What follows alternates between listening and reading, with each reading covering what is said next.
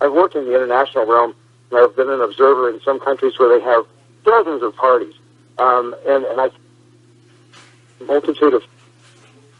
I think this year gives us a great opportunity to do that, and I hope people will look at the ticket that's got two great governors with great records, proven that they can perform in the crucible of elected office, which is unique to anything else I've ever experienced. And that's exciting to me. And I'm just really honored to be a part of this movement towards, anyone who believes in freedom should be engaged, best friend and ally in this. Pleased to be here and appreciate the opportunity. Thank you, Mark. Thank you very much, Mark. And again, we appreciate your time, and we look forward to seeing you as this campaign unfolds. Look forward to Orlando. Oh, we will very much look forward to Orlando. Any of the delegates on there as well. Mark is a great guy. Our second special guest this evening is a gentleman that many of you delegates undoubtedly know, and if you don't know, I'm sure you've heard of him. Bill Redpath. Bill is a longtime libertarian activist, leader at a ballot access leader. The true experts in the country on getting parties like the Libertarian Party on ballots in all 50 states. He has done battle in many of those 50 states, and those of us who've been involved in it for a while can assure you that without Bill Redpath, we would not be able to make the confident prediction that we will be on the ballot in 50 states come November. It's valuable for you to hear. I'd like to turn it over to him for a few remarks. Thanks, Bill. All right. Well, thanks very much for having me. Thanks to Governor Johnson. I have endorsed Governor Johnson, and I welcome Governor Weld to the Libertarian Party. I think the Johnson-Weld ticket would be a great ticket for the Libertarian Party and leads, I think, almost beyond a shadow of a doubt to record vote totals and a record party and access going forward when we meet minimum vote requirements to stay on the ballot in various states. We do have our work cut out for us yet this year. I think that the chance is very good that we can make the ballot with our presidential ticket in all 50 states and D.C. But right now, we only have that in 32 states. We still have petitioning to do in 18 states plus the district. And vast majority of these states are east of the Mississippi River. Not all of them. For instance, Washington State is underway right now with a 1,000 ballot signature petition drive. So let me just read down the states where we are going to have petition drives that are either underway or are going to start soon. And those states are Alabama, Connecticut, the District of Columbia, Illinois, Iowa, not, but there is a possibility we may have to do a petition drive in Maine if we lose a litigation that is going on in Maine State Court right now. Massachusetts, Minnesota, New Hampshire, New Jersey, New York, Ohio, Pennsylvania, Rhode Island, South Dakota. We're probably done at this point. We're not for sure, but probably won't have to get any more signatures in South Dakota, or if we do, it'll be a very few. Virginia State. And the toughest one there is probably Illinois, where the greatest need for petitioners right now is Illinois.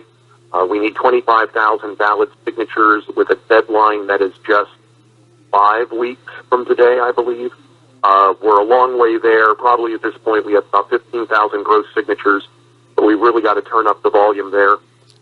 Pennsylvania is the second toughest state, where we need 21,700 signatures. The ballot, and there it will be not only the presidential ticket in Illinois and Pennsylvania, but other statewide candidates as well, including a U.S. Senate candidate in both states. Contact your state chair, or if you're available to do petitioning, either on a paid or volunteer basis. And, of course, volunteer SIGs are the best. We don't have to pay for them, and we can use money for other campaign activities. Email my Redpath2, that's the number 2, wredpath2@yahoo.com, and state whether you'd like to put some serious time into this and get paid for it, or just want to help out when you can on weekends or whenever you're off work to put the Libertarian Party presidential ticket and many other candidates on the ballot for the November 2016 general election. And thanks so much for everything to Governor Johnson and Governor Weld. Thank you, Bill. Thank you. Thank you, Bill. Certainly. Thanks, everybody.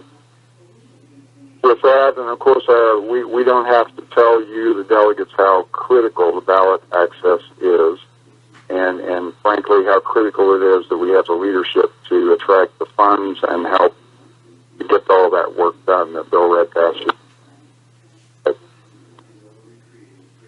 Governor Johnson, I'm going to turn it over to you for a few remarks and leave it to you to introduce Governor Weld.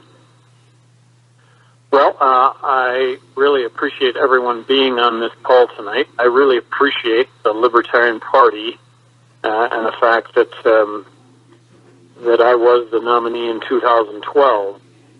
Never once have I said that I'm going to be the nominee in 2012. It is a process, and I believe I've been engaged in about 15 debates in various states and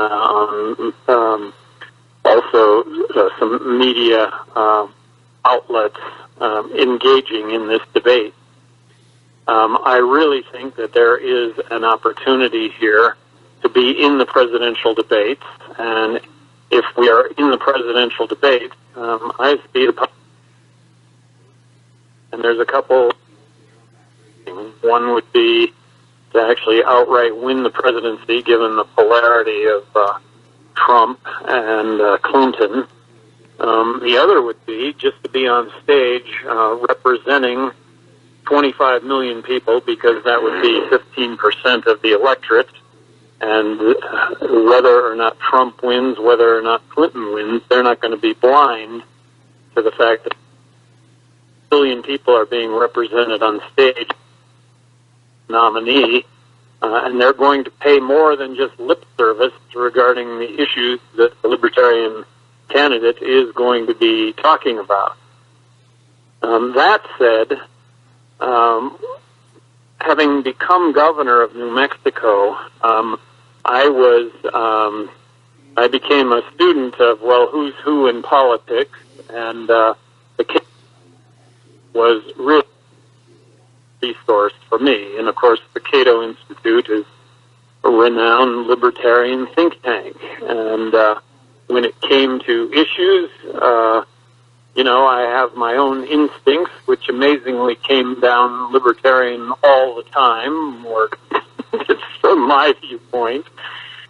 But if there was ever any doubt about issues, I always went to Cato to see where they were at. Process out the governor serving, who is in Cato's mind probably the most libertarian governor in the country, which was Bill Weld. And Bill Weld got an A from Cato, and so when I went to my first governor's conference, Bill getting elected the first term, but then we. Bill had the cred of being the smartest guy in the room.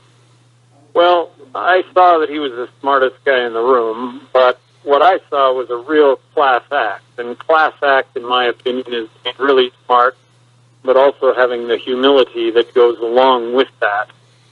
So what I saw was a role model, and what I had Bill Weld. I want to grow up. I want to serve as Bill Weld has served. So I will tell you that over a week now, when I guess we're going on 2 weeks now, when Bill and I, or when I heard that Bill might entertain becoming a vice presidential, running as a vice presidential candidate for the Libertarian Party, I was prepared to pitch of. Well, when I got on the phone call, there was no sales pitch needed. Bill got it, and got the fact that there's an opportunity here to change America for the better. I'll let Bill tell the story, but Bill has always been libertarian. When he was denied the ambassadorship to Mexico, with Jesse Helms blocking that nomination, he was pro-choose. These were the things he cited. It was pro-woman's right to choose, it was pro-gay rights, and it was pro his support of medical marijuana that Jesse Helms cited as, I'm not going to let this go down. I think that a lot of the quotes that we use in the Libertarian Party first came about from Bill Weld. You know, keep government out of my pocketbook, keep government out. Those are key. So I just want everybody to know that from my standpoint, having Bill Weld running for vice president is beyond my wildest dreams, beyond my wildest expectations. I think at a minimum we have ballot access going forward. At a minimum, I think there is a real possibility that we get into the presidential debate.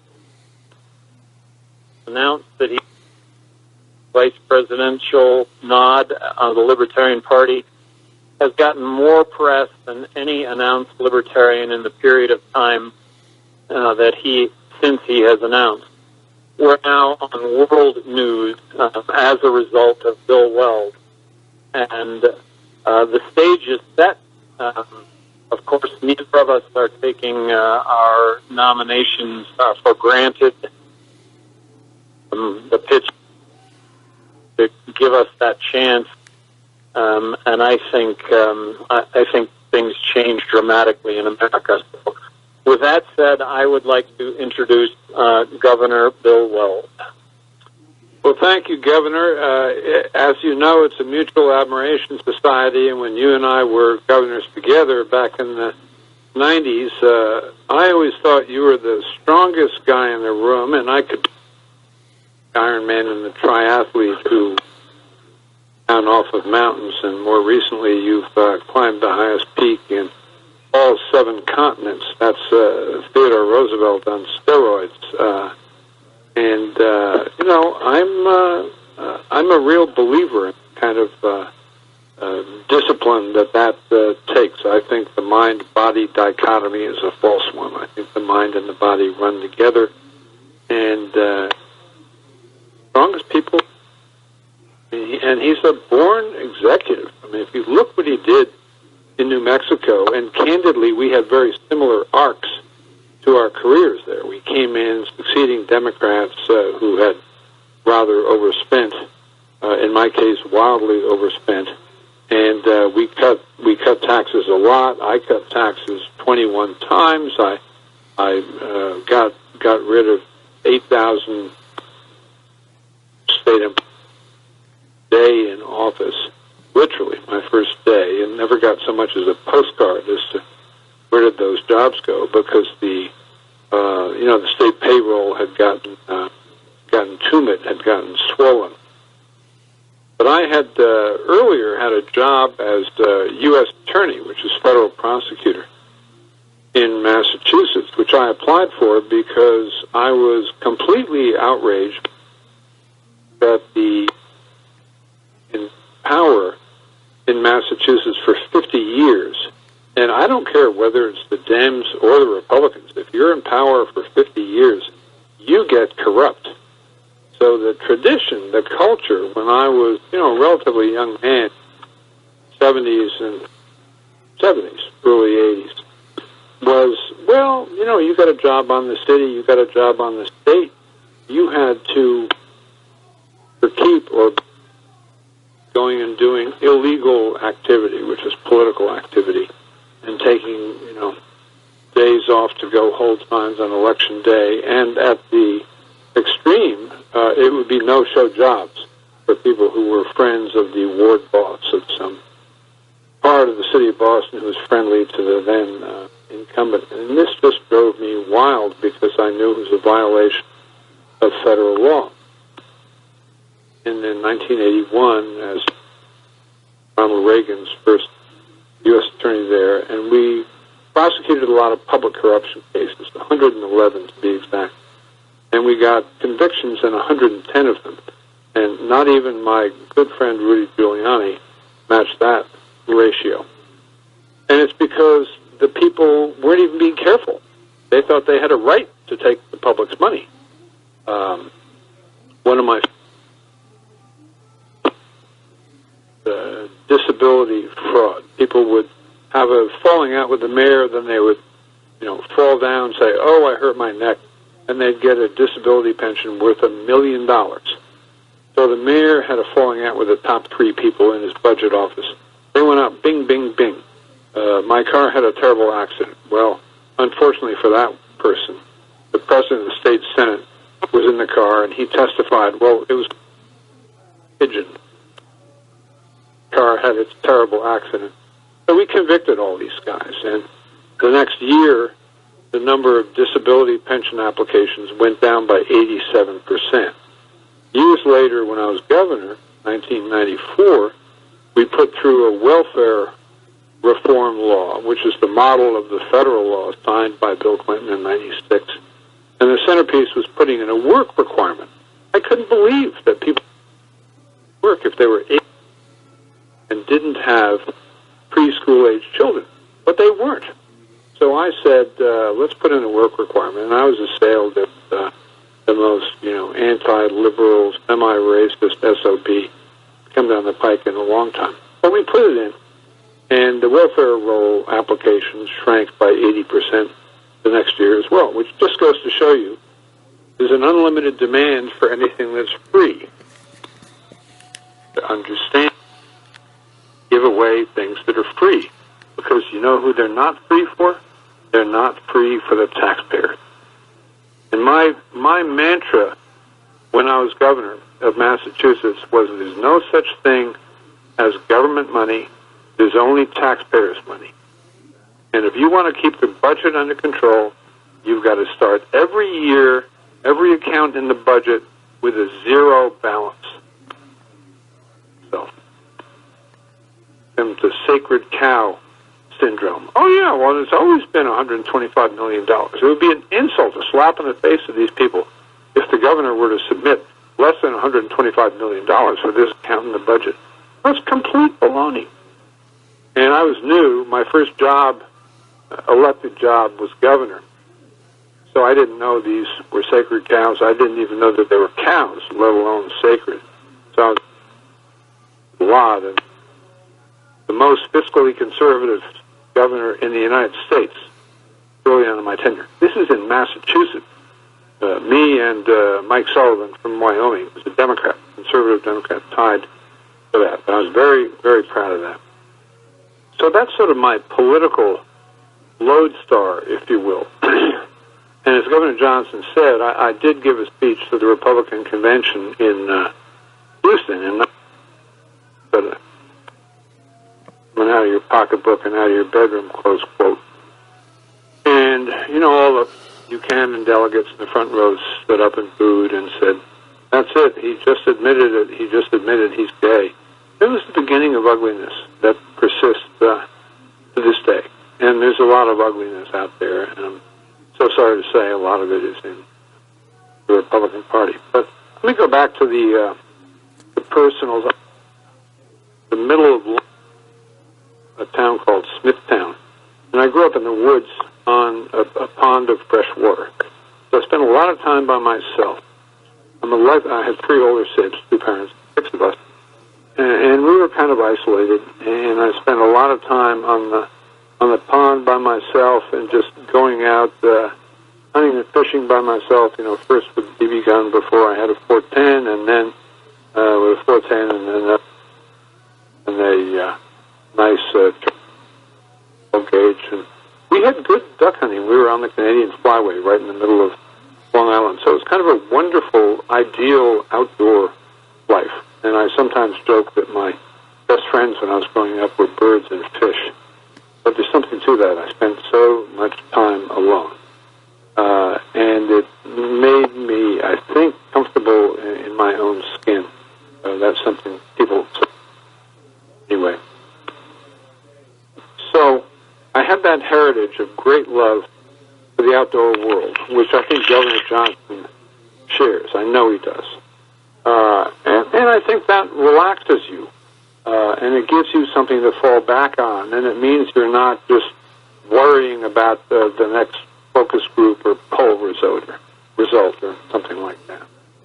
But I grew up on a farm, and I went to school for years and fell in love with the New England fall. Never really returned full-time to Long Island until much later. And went to school in England, where I continued my undergraduate researches into Friedrich Hayek and the Road to Serfdom and the Constitution of Liberty. And my favorite founding the new system, that the essence of a democracy is that the individual shall not be thrust in a corner. Think about that against today's politics. How many policy pronouncements do you hear that have at their core the idea that the individual shall be thrust in a corner? That's the opposite of what the Libertarian Party should stand for. Sort of what it meant when he said we should appeal to the better angels of our nature. And one thing I would like to do this campaign season, if Governor Johnson and I are fortunate enough to be nominated to carry the Libertarian Party banner, is to appeal to the better angels of the nature of American citizens, because I think they're worth a lot more than we didn't ask for from the two major parties. So in terms of post-schooling, I was married for 25 years to Susan Roosevelt, my sort of childhood sweetheart from Long Island, who's the great-granddaughter of Teddy Roosevelt. We had had and have five wonderful children, who two of them, one in Washington, one in Boston. They all went to graduate school. Very close family. And in the early aughts, when I was living in New York, I fell madly in love with Leslie Marshall, who was someone who we had known a woman who we'd known in Washington and Virginia earlier. And in 2002, Susan married. Leslie and I have three young kids, her bio kids. And we recently moved from Cambridge, Mass. Out to Canton, Mass., where I finally rejoined the woods. I live in the woods again inside a 7,000-acre state preserve. I've got turkeys up the hill. That's Tom's. I can hear them hitting the ground from their roosts in the pine stands. And I've got hens down in the valley. It's just very... We'll get to know it. Pretty advanced in this enterprise. But it's been a great run for me, and the whole initiative from Gary was a spark in a tinderbox, and both of us were surprised about how quickly the conversation went in that first Saturday morning, and Leslie, my wife, and I were on the plane to Las Vegas that day. Gary and Ron the next day for a 4-hour session where we hammered out the deal. I couldn't be more thrilled about being Gary's proposed running mate, and I'll get later into what I think the possibles are for the campaign. I kind of think almost that if there's any year in which this is the year, or a little bit later, I hope. But so much for now about me and the personal. So, Governor Johnson, back over to you. Bravo. And with that, Joe, you're going to get to moderate here. Yes, I get to interrogate two governors at the same time. Quite an honor for me. I said I'm Story trivia for those who are not. okay. If Governor Johnson and Governor Weld secure the respective nominations of the party next weekend, it will be the first time since 1948 that two governors will be running on the national presidential and vice presidential ticket. Governor Johnson, I'll give you the first shot at talking about what that potentially could mean going into a general election against and Hillary Clinton. Well, I think that both Bill and I represent what a unique package in this race, and that unique package is being fiscally conservative, and that's over the top fiscally conservative, and comparing ourselves to our Republican colleagues, we both ranked up there. Bill says he was ranked the conservative governor in the country. Well, then he left office, and I got that same mantle after he left office. So, fiscal conservancy, proven. We're both, I think, real skeptics when it comes to government and its role, and the fact that fundamentally it should protect us against corporations that hey, government, it's too big, it spends too much, it taxes too much, and when it taxes too much, it takes away from your and my freedom and liberty to spend that money as we see fit. So fiscally conservative and then socially liberal. People need to make their own decisions in their own lives as long as those decisions don't adversely affect others. Liberty. Marriage right to choose, legalizing marijuana, bringing an end to the drug war, and then lastly, back to the unique package: fiscally conservative, socially liberal, and let's have a couple of skeptics at the table when it comes to these military interventions around the world that have resulted in the of making things worse. Let's question what we're doing. Let's lessen. Look, make no mistake. If we're attacked, we're going to attack back. But we have 69 treaties with various countries where the president the executive has made that treaty in lieu of Congress. Let's get Congress involved in and discussion over wars that are currently undeclared. They've abdicated their responsibility to the executive and to the military, and this has us in a situation in the world today that I don't think is safer. That it's just that we're making the situation, like I say, worse. So that unique combination that doesn't exist. Be good on the civil liberties side, but you know what? How about a libertarian presidency that's going to challenge Democrats to be good at what they're supposed to be good at? Republicans, they're supposed to be good at small government. Well, small government is small government where they want to cut, but it's bigger government where they want to add funding, and that happens to be military. I don't defend. So challenging both sides to be good at what they're supposed to be good at, which neither of them are good at. And right now, 50% of everyone right now in this country that is registering to vote is registering as an independent. Where is their representation? Well, over the last week, what we've seen since Bill Weld announced is unprecedented media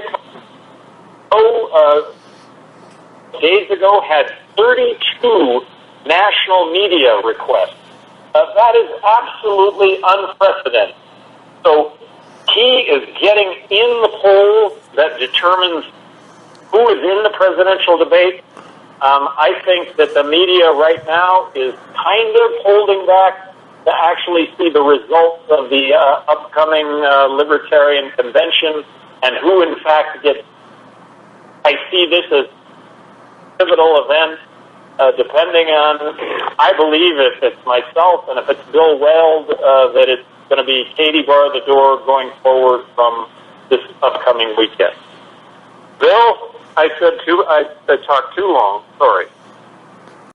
So I think we're in a very unusual, and I don't think we need to dump on either of the other major party candidates. I don't think we have to say boo Donald Trump. We can say boo Donald Trump idea number one.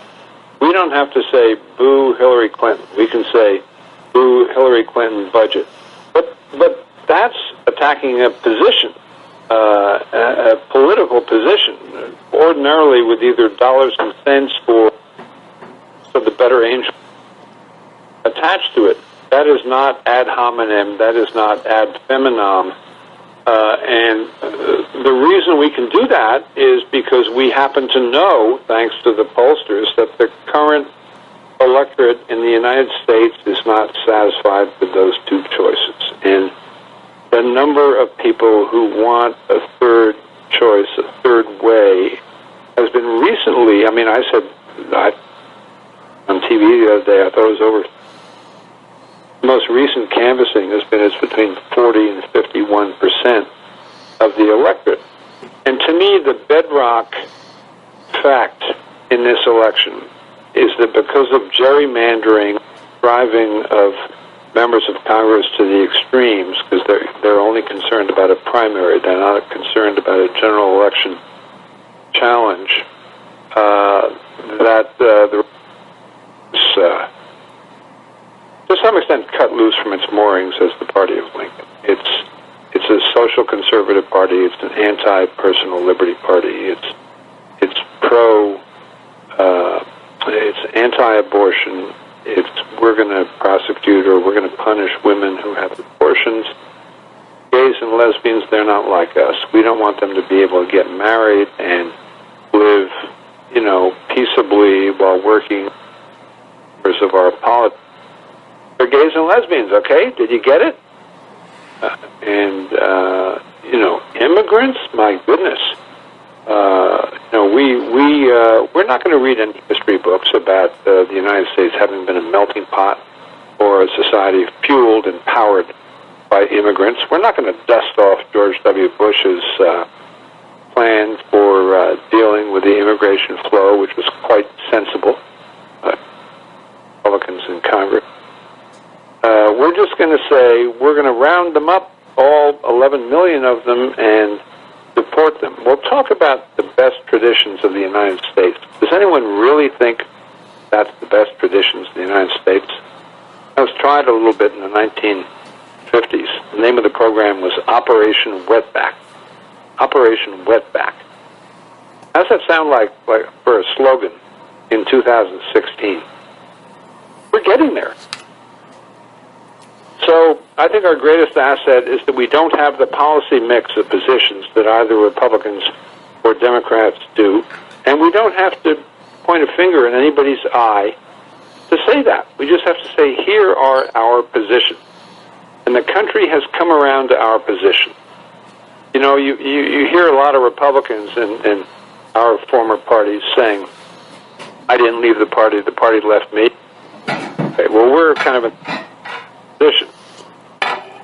We didn't run after and catch the majority of the American people. They came to us.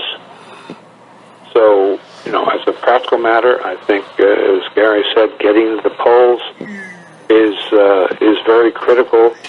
I think with Gary on top of the ticket, we can expect to get at some point in the vicinity of 15%. That and raising $10 million doable would put put us in the presidential debates, Secret Service, the whole 9 yards, then people are not going to be able to pretend that we're not a real party, a real political force. And if everyone in the United States looks at that ballot thoughtfully, I think it could be very interesting. That's my take. Thank you. Thank you. Very helpful.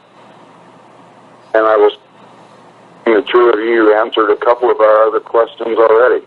I would like to drill down a little bit on what each of you just said.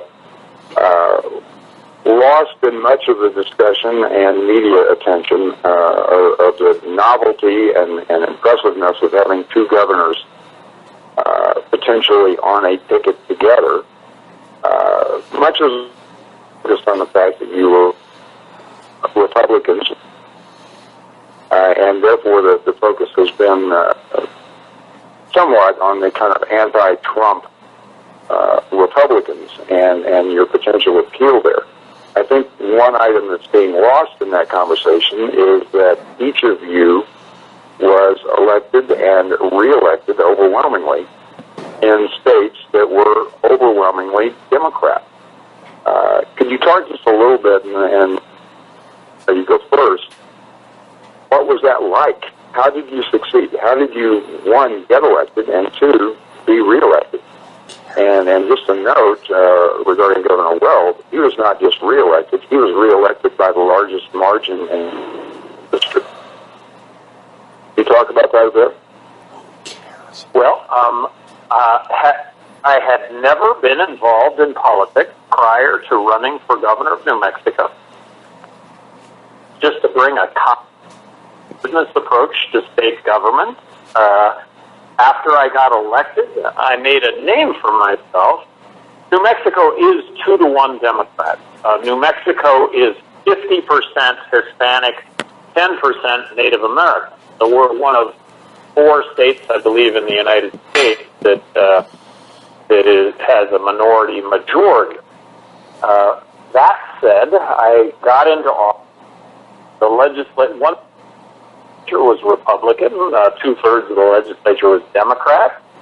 I made a name for myself, arguably, and I say arguably because I want somebody at some point to see if this is really the case.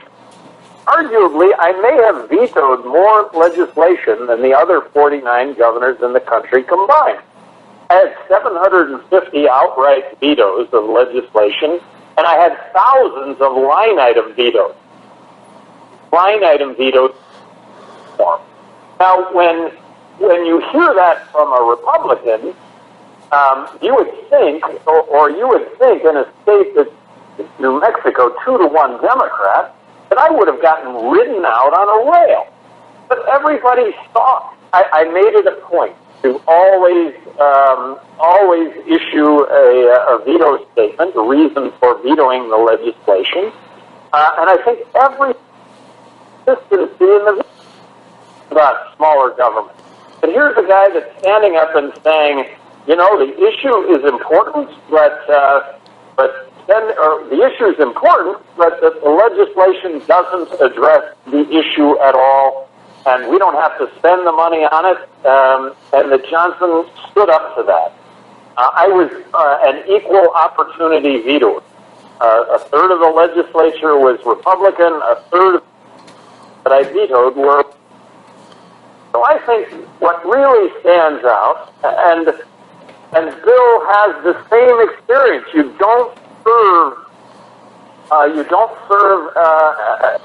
as a minority and be fiscally conservative as we both were, unless you're reflective of what most people are. And I think that most are libertarians.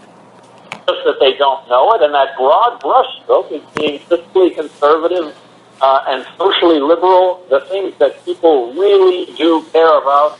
I think I'm living proof of that. I think Bill Weld is living proof of that. This is a ticket that I think puts the whole nation to that same litmus test. Well, this is Bill. I mean, I would just say the cardinal rule number one, with respect, and there are Democrats Democrat or Republican, and don't say you're just saying that because you're a Democrat. And I had, my first term, I had a conservative Senate president, fiscally and socially conservative, and I had a liberal House Speaker, fiscally liberal, socially liberal. My second term, I had a liberal Senate president, fiscally, and I had a conservative House Speaker, both fiscally conservative and socially conservative. So, I set up this thing where we would meet every Monday and have a meeting, just the three of us plus the Republicans leadership, and talk about stuff. Because I thought it'd be harder to stab somebody in the back if you knew you were going to be having tea and cookies with them again. And it did become great social friends within the building. But the upshot was that I won a lot of 2-to-1 arguments. I was a fiscal conservative. I was socially inclusive / libertarian. Okay, I always had one of the two on my side. Guess what? That means you're winning a 2-to-1 argument. But I tried, never to rub anybody's face in that. See that it was going, but it happened. One thing that Gary and I learned out in Las Vegas on our weekend, and my wife was there too, and can't wait to see the result. We're both chess players, so we're going to see how many moves ahead the two of us can see, whether it's 5 or 7 or 2, and the results may be historic. Who knows? So that's all I got. That's great. Thank you very much, both of you. And I will point out, it has been noted that each of you is a chess player, so I suspect there is a match to be had at some point. The first one is going to be private, I assure you. All right. All right. We will embargo that from the media. A couple of very specific issues of specific we know are on the minds of a lot of delegates. One of them is eminent domain. As governors, each of you dealt with that issue. You faced it. You had to wrestle with it. And libertarians are very, very interested and concerned about eminent domain, and specifically about the notion of government invoking eminent domain for what all commercial purposes. Governor Weld, why don't you take the first shot at that? Well, that came up. I ran briefly for governor of New York in 2006, and there was the Kelo case out of New London, Connecticut, went to the Supreme Court, which I thought was a complete outrage. So I came down on the property rights side of that, and it took a little heat from the beautiful people and all the redevelopers in New York as a result, who thought that they were a tool, but the case was a bridge too far. So put me down on the property rights side on that. And I said so at the time. And I just, well, as governor of New Mexico, never initiated eminent domain, ever. It came to bear, I know, and I would hate to be shown wrong on that, but it didn't happen. There isn't even a question mark out there, but I always hate to speak in terms of absolutes. But I got a kick out of the fact that there were so many proposed interchanges, where eminent domain could have played a role, that a very reasonable offer was made to the landowner for the interchange or the right-of-way. It wasn't just interchange. For the most part, it had to do with highways. And although reasonable offers were made, oftentimes the landowner would say that it wasn't enough money, that more money had to be paid, and without exception, I took the stance that, well, there are a lot of interchanges that need to be built. We'll just go on down the road and build another one of those. And remarkably, it had the effect of, well, okay, will offer that. Great, thank you. That's my experience with eminent domain. Never say never. There may be a situation somewhere, but like I say, based on my experience, that's the first thing I look at. Is the government going to be taking land? And I think the cornerstone of is land respect. Thank you very much, very much. Another very specific with the implications that is of great concern to libertarians and important for them to understand the candidate's view is the Second Amendment, gun rights. Governor Weld, I'll give you first crack at that one. On the Canadian Flyway in Long Island, so I had my first 410 when I was 10 years old, and my first Parker 20 gauge when I was 14 years old, and we had the Canadian Yellowlegs coming right over our pond there in Smithtown, Long Island, New York. So I've been a hunter my whole life. I moved on to boar and animals up in New Hampshire when I was in governor and got a lot of trouble. I was endorsed by the NRA when I ran in 90. It needs to be said that in 1993 there have been a rash of shootings, not attractive shootings, multiple children killed in Massachusetts, and I did lend my name to a package of that would have the flow of weapons that had no hunting application, street sweepers for 240 people, or I can't even remember what they were, but they were like AR-15s that you took the clip out of, and they were semi-automatic when you started and not semi-automatic when you ended. That's my memory. Anyhow, that did not go well with Mike Casino and my in the Gun Owners Action League, which was the local affiliate of the NRA. And I was demonized for a time after the filing of that package. I never did anything to lift a finger for it. It never went anywhere. It was bad symbolism. Yeah, I get that. It was bad facts, bad facts, and nothing. I do, I'm a Second Amendment, or I'm a gun owner and hunter all the way. And I think I know enough about the U.S. Constitution to know that when you change the rules on individual gun ownership, you're not making the country safer, you're making it less safe. So I'll leave it at that. And by the way, the history books are littered with examples of that, where people arms and they become sold to a despot.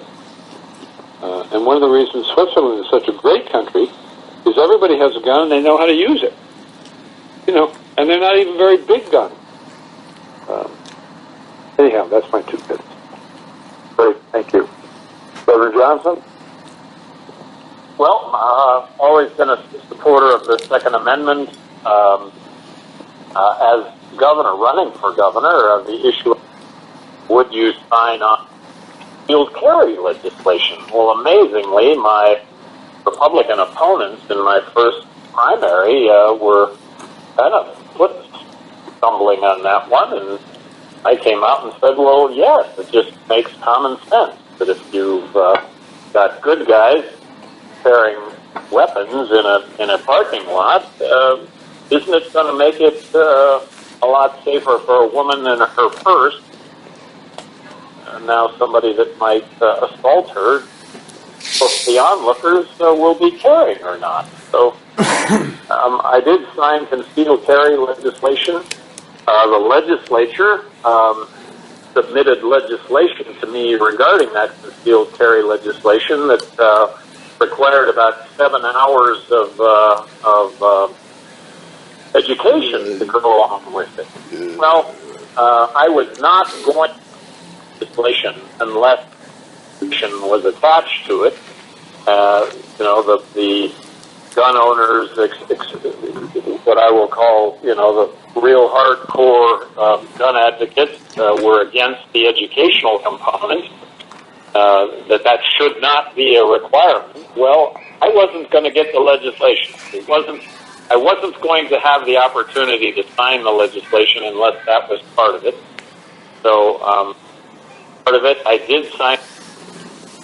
I will tell you that after the movie shooting in Denver, that I myself decided to finally get my concealed carry permit and found out that there's a 7-hour educational requirement that I have just not had the time to do. And who on earth signed that legislation? When common sense would say, I know how to use a gun. I had the same experience as Bill Weld growing and hunting in South Dakota. And then I will also just say that within these debates, within the libertarian debate, the question came up, should we be open, or this is the way that I heard the question, should we be open to a discussion on how to keep guns out of the hands of the mentally ill?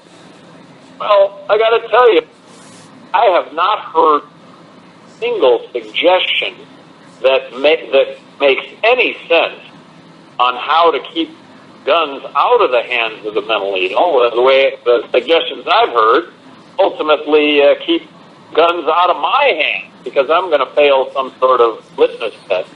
But should we be open to a discussion as elected leaders, as persons running for office?